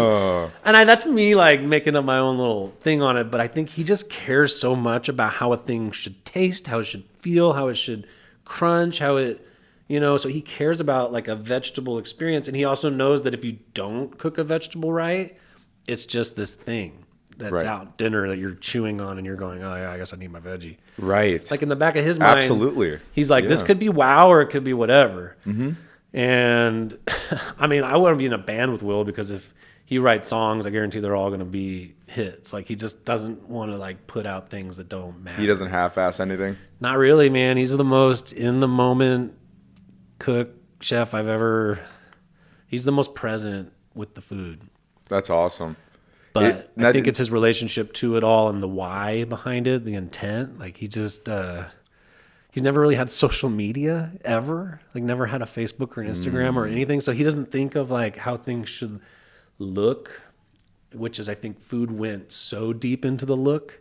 Yes. That we lost touch with what it should taste like. I've gotten avocado toast at places and I bite it and I go, did anyone ever bite this? Yeah. This is insane. It makes no sense. The green, all these things together. This is like a crazy, I feel like I'm eating a granola bar, almond toast, or avocado toast. And there's almond slivers and microgreens and all kinds of 7 different types of pickled whatevers. And totally. And I'm like, that's all cool. You found a way to make it sound really cool and look really cool, but no one wants to bite this avocado toast. And your guys' avocado toast is so good. Yeah, that's that's one of those things where every time we try to add anything, we make sure it's like the right setup. So like Noah makes the bread for that. It's his focaccia. You make the bread? No, Noah, Viva Ultra. So this guy runs it out of farmers markets. He's actually from like down the street in Santa Monica or LA area that I was at. He moved to Spokane too. I mean, we meet all these cool people that are like from our past somehow. And dude, we met him. He pulled up in his pickup truck with like bread in the back on the way to like show it to a bunch of people. And I'm like, what's all that bread? He's like, you want one? Threw it at me.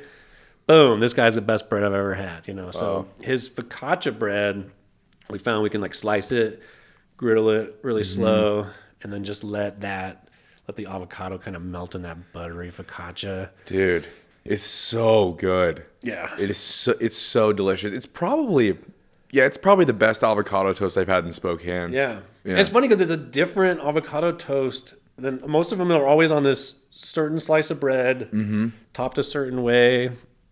And I'm like, man, just that bread by itself, with avocado and Will's red onions. And so simplicity plays into, I think, some of the best experiences at Taco Vado.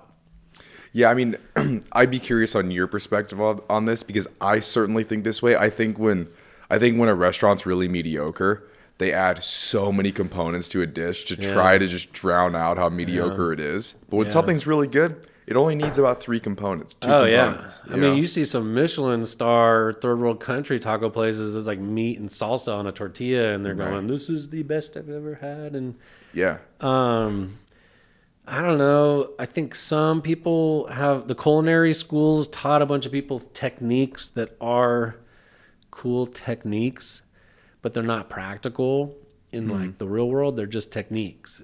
It's like when you listen to certain bands and they're like very scholastic about their approach to music, and you're like, that's all technically interesting, but not the kind of thing I would lay on the grass and listen to and have an emotional experience with. You know, that sometimes the calmest, nicest, easiest songs are actually some of the best songs ever. And no, totally. Like, imagine John Lennon, just him and a guitar, not even a great recording, and it's like one of the most famous songs of all time. Yeah. Not to say that's the best song ever, but it's just an example of how something really simple could just hit.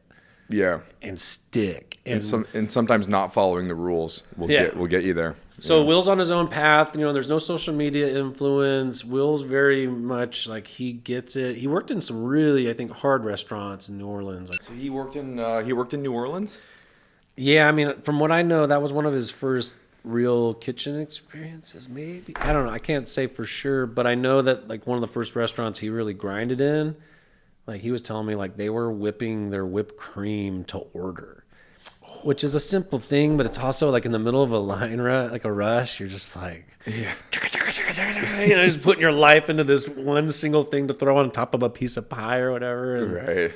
So whereas I got the hop jacks, you know, like corporate experience, Will just got like, figure it out, do it right, throw that away. What the heck's wrong with you? Like, he just had to grind, and he's such a tough, you know, dude. He knows how to just like keep up.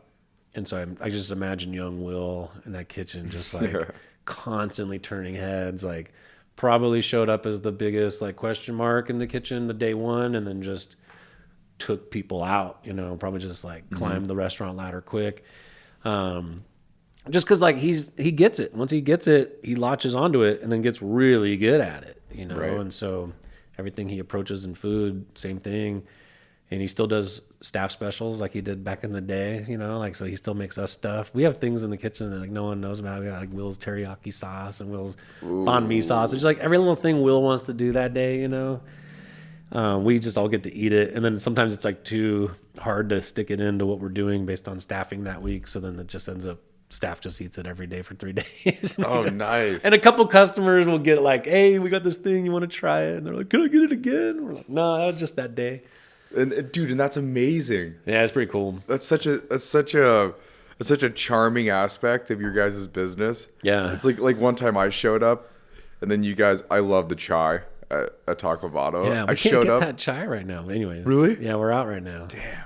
Well, I showed up, and you guys are like, hey, we got a new chai. You want to try it? Oh, yeah. I remember. I was like, you're the guy. I got to have you be the one. Right. And it's just so... like that's what a true mom and pop feels like. Yeah. Where they know you. Hey, Patrick, how are you? You know? Well, that gets into like the restaurant we left is we had a lot of ideas for how that restaurant could have worked, and none of them were selfish. They were all based on the thing that was built in front of us and how to improve upon it. And that company didn't. I always say this, if Eat Good Group let Will run Incrediburger, you would have the best burger stand in Washington State right now in downtown Spokane. Huh.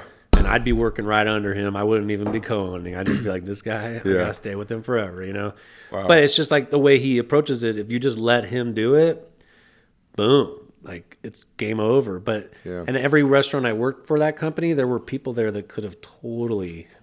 But every restaurant I worked at that they didn't is now closed, bankrupt, turned into a new concept, and those are all already on their way out.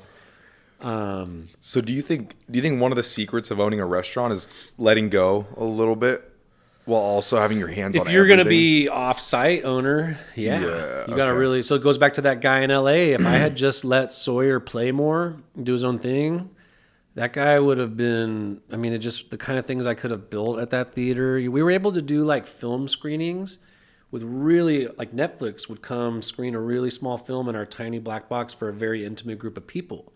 And paid me a good amount of money, bigger money than I was getting with all the other community events I was doing. Yeah. And they were doing them on hours that we weren't using. And I was like, man, but Sawyer was a part. I didn't realize how much he was making these hors d'oeuvres and he was making these little snacks that servers could run around and all the executives at that thing could eat.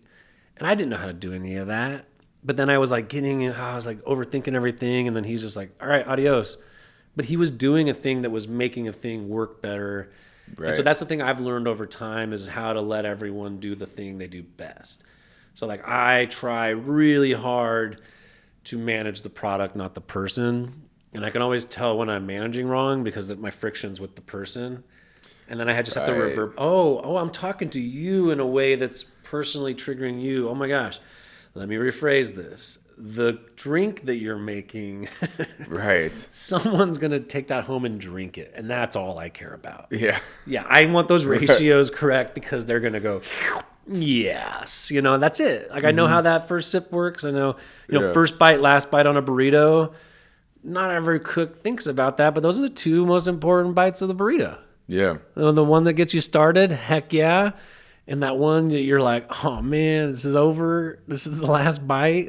But it's so good and everything's like married into it. And those are little tiny details that I think about when I make a burrito. Right. I'm not so concerned about technique. I have my own way of doing it. And just like a golf swing or anything, like something you do over and over again, if you're doing it focused and you're present with it, you're going to get really good at it. Sure. Like I can wrap a burrito. Yeah. And if I had just put that amount of energy into some other activity, I could probably play bluegrass guitar really good right now, Yeah, I mean, how many burritos have you rolled? In the first year, I counted it because I was the only line cook at the stand until November when Nelson came on. And I looked at the burrito count, and I know Will would come over and make a couple a day, but he was so buried in prep in the shed that I would just sit there and handle the line.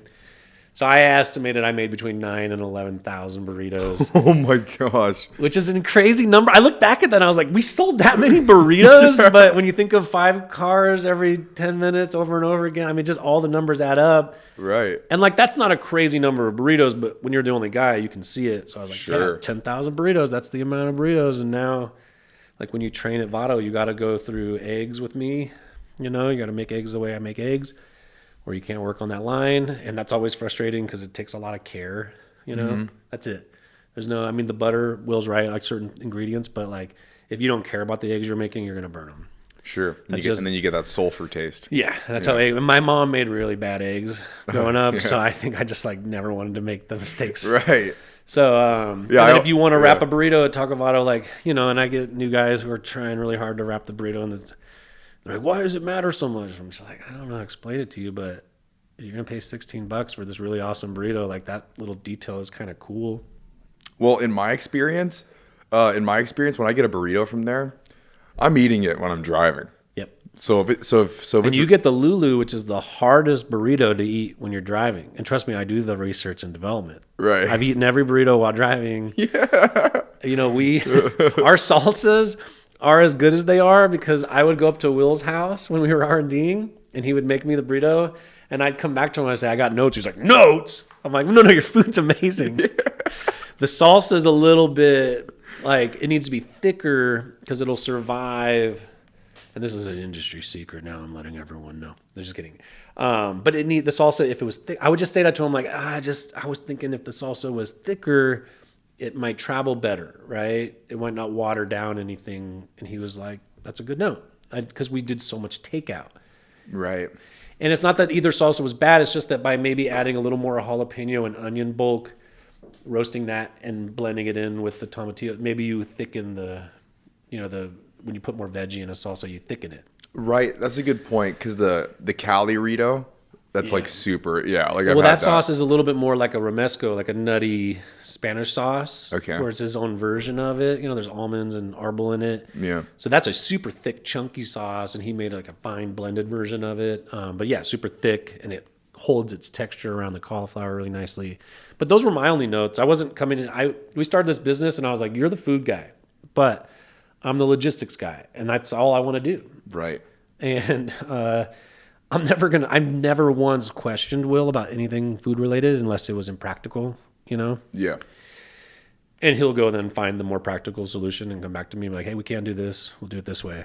Like, Heck yeah, thank you. Like he goes and figures out, I'm sitting here going, hey man, I got to be the one to execute this. And it's like, I'm kind of whatever. And then he'll he's like, oh, I know how Mark would want to do that. And he's very much like that. He's like, hey, and then he'll just be like, yeah, this is the way we do it. And I'm like, heck yeah. I'm always so excited when we like solve little problems because absolutely, we come to everything.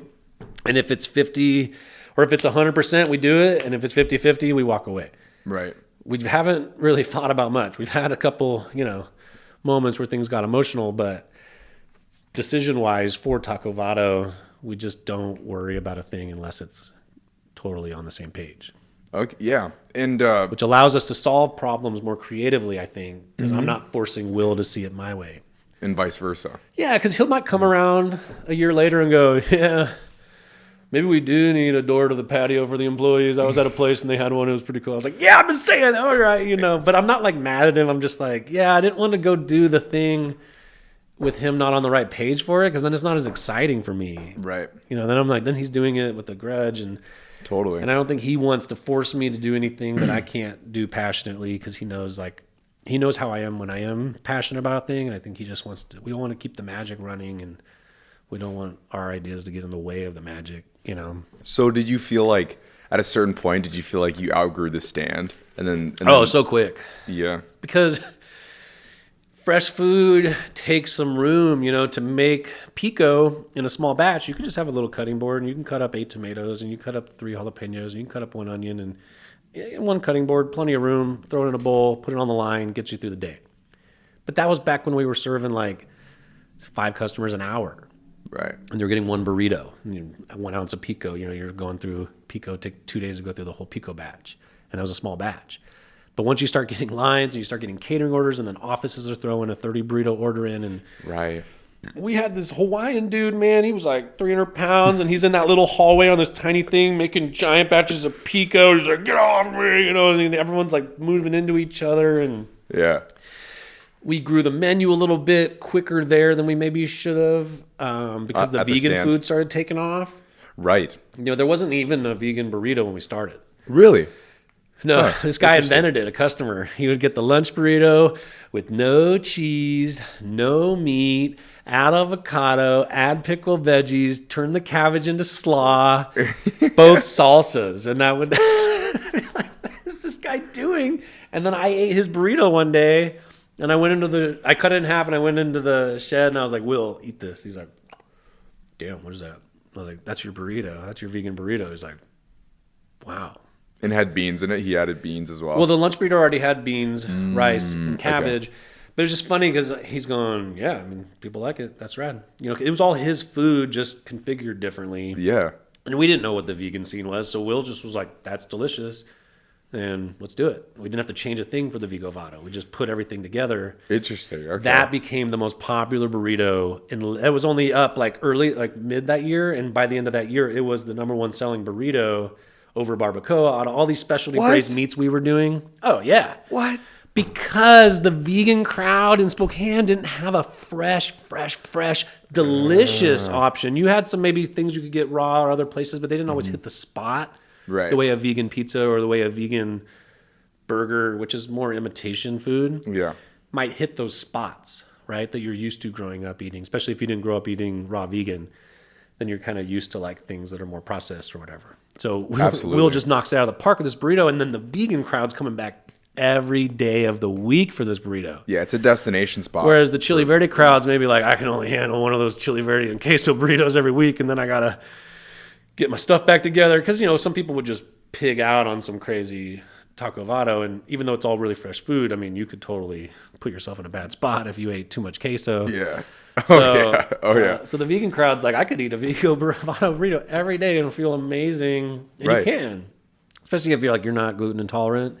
And then we had the Vigo bowl, which was just the burrito as a bowl. And yeah, and so I don't know where we're going with that, but that just took off. And that was an example of us just being like, hey, this thing seems to work. Let's try it, you know, see where it goes.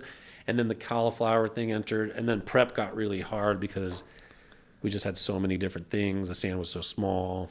It was just hard to keep. It was like level 10 Tetris every day, trying to figure out what fridge and how to. Absolutely. Yeah.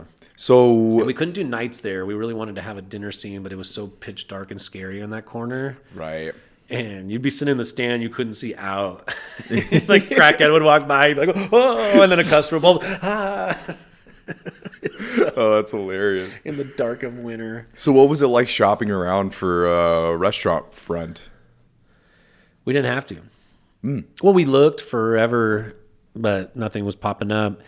And then our landlord now, you know, he's a real good friend of mine now, but he was like an angel that just showed up and like called our, you know, not in that we were praying religiously, but we sent out a little memo to the universe saying, hey, if there's any chill landlords that exist that want to create something cool and aren't just after like clobbering their tenant, we would be interested in growing this thing. Okay. You know, and at first I think our thought was we're going to go to a commissary kitchen and we're going to grow the business that way. And we have a big kitchen, we can make everything, and then we'll have one stand here, maybe a food farmer's market set up here. I don't know. We were just like, maybe that's the best way to go.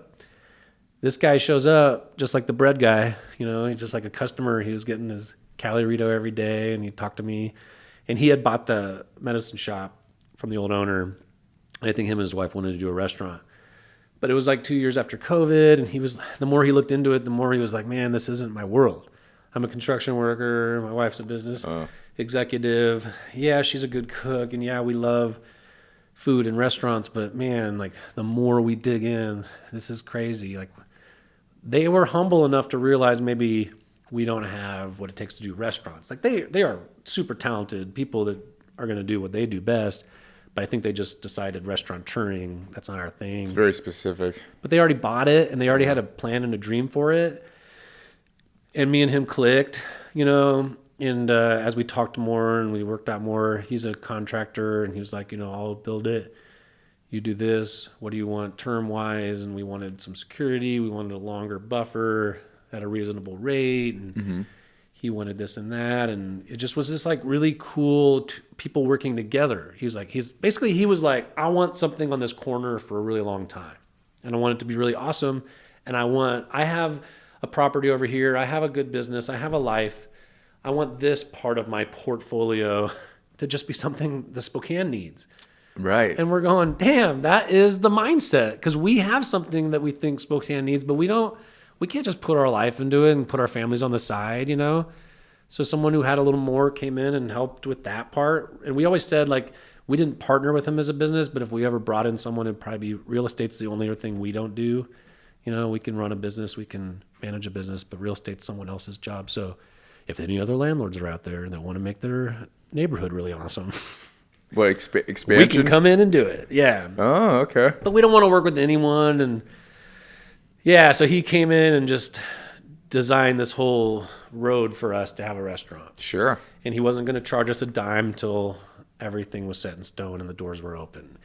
And this and this and this, you know, because he knew how many hurdles we were going to go through from a construction perspective. And he wasn't like, I want to make sure I get my, you know, he just was super patient with it. And that helped us. And that gave Will the confidence to get out and expand. It just, we all felt good about it. And when you're expanding like that, or when you're changing locations, how do you go about letting people know? You know, we did a bad job at that. Oh yeah, really? We made the mistake of thinking, this is such a small town. We're moving a couple blocks away. This is a no-brainer. This is so easy. Like, hey guys, we're going over there. See you there in a couple weeks. You know, like we thought that was the the play is actually like low key, mostly because we knew how many people were addicted to the drive-through and we didn't want to piss anyone off. And I think we were worried about like angering our drive-through crowd because I don't know, like when a band's really cool, but then they start to grow and everyone's like, oh man, they're so, we just didn't want to, man, that stand days was like a really cool time. Like we knew everyone's dogs and people would pull up on both sides and friends would be talking to each other and just, there was magic there. We really turned it full 180 from what it was. And that's awesome. But I think, we got a little bit like, this will be so easy. And then we moved and a lot of people thought we were done forever. Sure. A lot of people thought, we closed down all that. Not everyone's on social media that we thought. So we thought maybe everyone would just get the news from their friends, small town, but we just got, everyone's funneling down. Remember that first thing I told you about how Ash was just this waterfall of people commuting down? Yeah. Once we got off that path, what we didn't realize is the new area we were in, we were just far enough away from a crucial left turn for so many people to get down that street that, some people never take that Northwest Boulevard strip from Ash over to Monroe. Right. Because the Ash drivers hate Monroe Bridge and the Monroe drivers can't stand Ash because, everyone's so specific about that commute that we pulled away. And if I could have gone back, I would have put a big billboard on the radiator shop next door that said Taco Vado moved. Yeah. Because that guy was really cool with us. And I think he missed the Bikini days. He would always come up, your burritos are good, but I kind of miss the old days. I'm like, that's not, stop. Stop. This is different now. But we could have done more. Yeah, it was a really rough transition. We hit it head on. And maybe for the best, though. Because the restaurant was a big learning curve to keep. We had a super small staff. We had the same staff we had but then we had a whole front of house. We had tables, Right. And when you have tables, it gets complicated because you say, oh, just throw one server out there, it'll be fine. What happens when table 4 is super chatty and now your one server is stuck at that table while the phone's ringing, while a takeout order person's walking in, while something needs to get made drink-wise. Oh, no, now we have to have an expo. Now we have to. So maybe for the best, it gave us a little gradual. Yeah, sure. It was a little scary at first. We thought we just totally messed up. You were in over your head? That's what you kind of thought? Or yeah, or maybe everyone likes drive-through. Maybe it wasn't the food. It's all about that niche. But it wasn't. Our breakfast crowd suffered. Our breakfast scene suffered the most. And it's unfortunate because, if you're on a commute in Spokane, Washington, and you want to pull up to the old stand, order your breakfast burrito to be made fresh and drive off. Yeah. It'll probably take you 4 extra minutes than if you just want to call us on the way over to the new place, run in, pay for it, grab it. Or even we have curbside. You could just call us and we'll bring it out. You have curbside? Yeah. Oh, I didn't know that. It's hard to sell because we're going to put some signs in the parking lot. Sure. But we're actually faster now. Bigger kitchen, more people. So it's actually there are ways to do it now, convenience, time-wise, to get it faster, but the old way was just the way that was known. Right. And so I think we lost a bunch of people just because they're like, I don't want to get out of my car. I want to order my burrito. Like I said, I want to sit on my phone, order my burrito, keep my convenience rolling. And yeah, people suck at changing. Yeah, change is really hard. Yeah. And it's funny because even people that live on the other side of Ash would be like, it's such a trek for them. And at first I was like, we're 4 blocks away from your old neighborhood, but the one-ways aren't the easiest streets to just sometimes you have to wait forever just to pull left on one. Mm-hmm. And the one-ways got in our way for other reasons, like traffic would back up there on certain days and then we would just get nothing because you'd literally, if you're on a one-way, you just plug.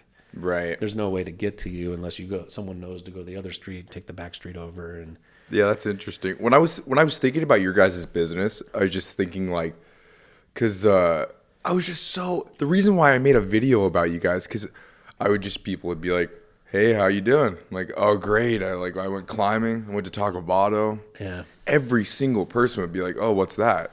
Yeah. And I'm like, it's the best burrito in Spokane. Yeah. It is 5 times better than Chipotle. I blame the influencers. I do. For what? For not being true to their art. Okay, so you're a really good spot in Seattle, Washington. You're just a mom and pop little spot putting out the best dumplings or the best whatever. Yeah. Who's going to talk about you? Well, I mean, Those influencers are going to want to be the first person in that town to ride up this little mom and pop that then gets a line that then becomes, because they're like, they want to be known for suggesting the best foods in Seattle, the best foods here, the best foods there. There's no such thing, and I will say this with full confidence, there is no such thing in Spokane, Washington as a true influencer. Right. It is all pay to play. Right. It is all pay to play. You pay them to tell their friends about you. And I know that there's pay to play in other cities, but like I said, no one has enough humility. People will suggest the worst places in town because they were paid to. And I kept thinking, man, this food's so good. You'd think someone will be humble enough just to start talking about it, just to make sure that their friends and their readers and their listeners know at least we're also giving at least we're steering you in the right direction sometimes. Right. And so there's no one in this town from those groups that has really come in. We kind of had the Inlander come and do a real half-ass article on us, and everyone says the same thing here. Oh, you're going to put your face on it. Everyone likes to see a face. And I'm like, come interview us the way we want to be interviewed. Be a real journalist here and come and figure out what the vibe is and write about that. Or just be so stoked that something this good's here and let it be what it is. Don't be so focused on what it's not.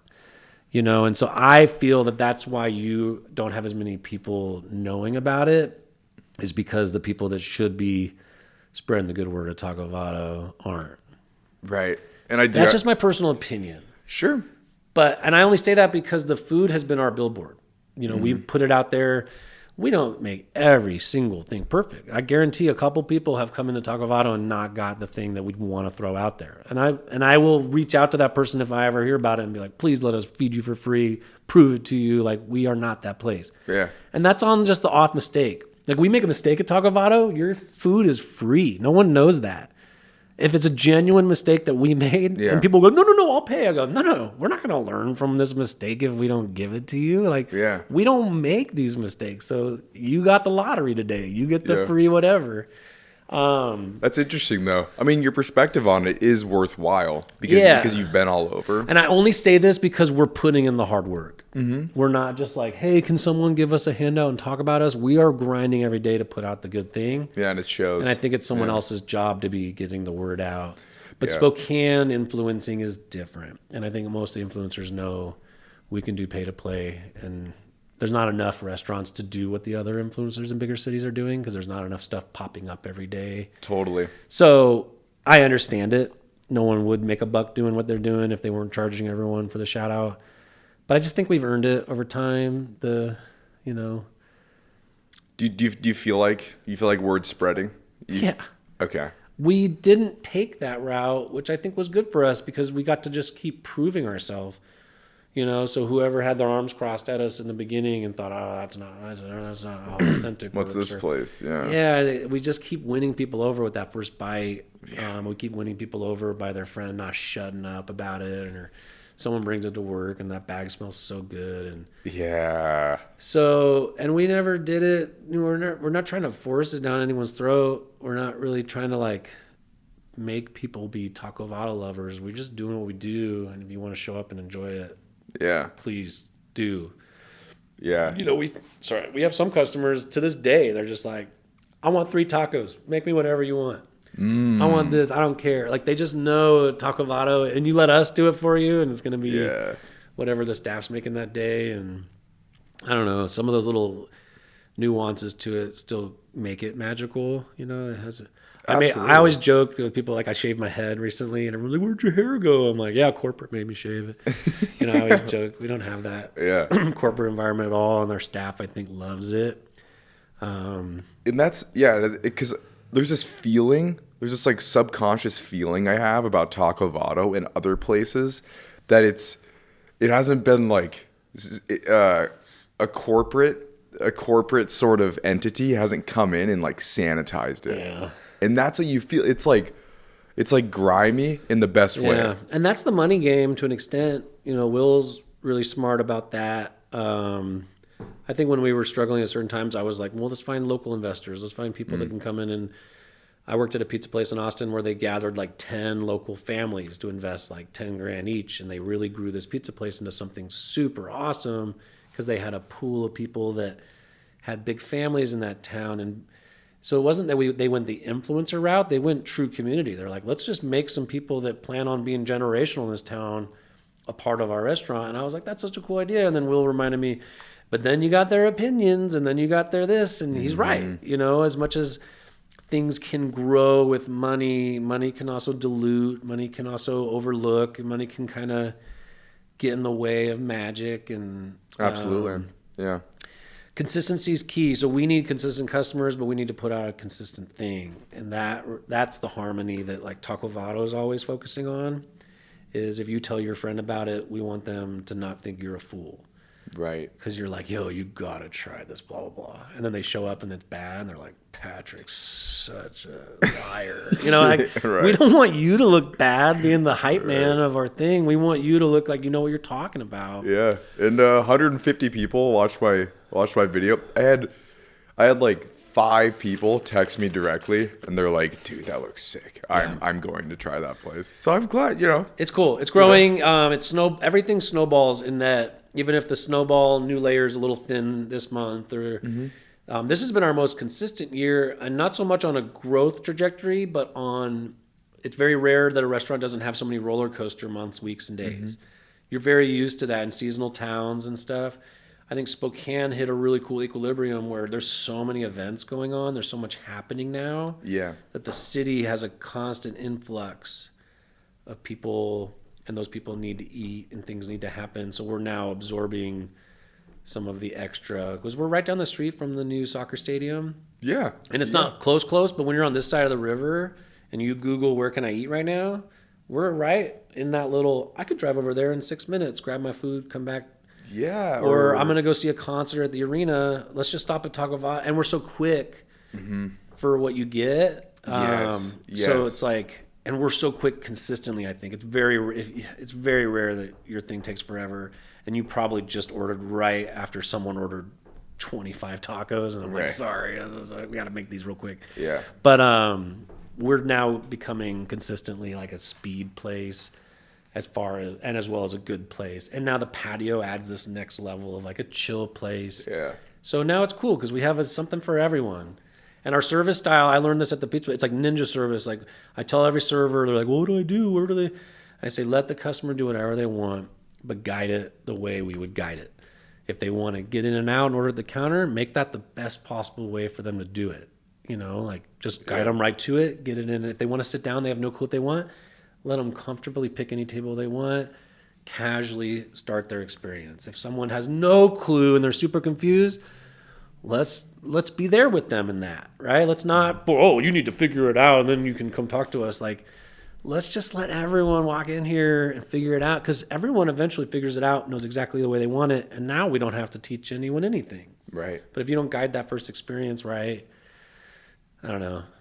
Some people love counter service, some people love sit-down service. And I don't want to tell either of them that they're wrong. Sure. No, and some people want sit-down service, but then they want to get up to the counter and ask for things. I don't want to make that person feel like they're wrong. Everyone sits down at the table differently, you know. And that type of environment will bring in regulars. That'll make people loyal to your business, you know. Yeah, man, I'm really happy for you guys. I moved back here in 2022. I've been a regular ever since. Dude, you've been a great regular. And you absolutely bring an energy to us that it makes us feel like, all right, this guy gets it. That's really cool. Oh, that's awesome. Yeah, man. I appreciate you coming on. This is cheers, buddy. Yeah, sorry I talked your ear off on a bunch of things. I love it. We're having a lot of fun, and thanks for seeing that and giving us that hype. And of course, we appreciate that. Of course, you guys have made my day on so many occasions, dude. Well, here's to many more. Like, we're stoked, and hopefully we can get some more projects going in the future. But for now, we're just like family focused and making it work the way we do it. Totally. So thanks, Mark. Cheers, buddy. All right, this is the Verbal Journal. We're out.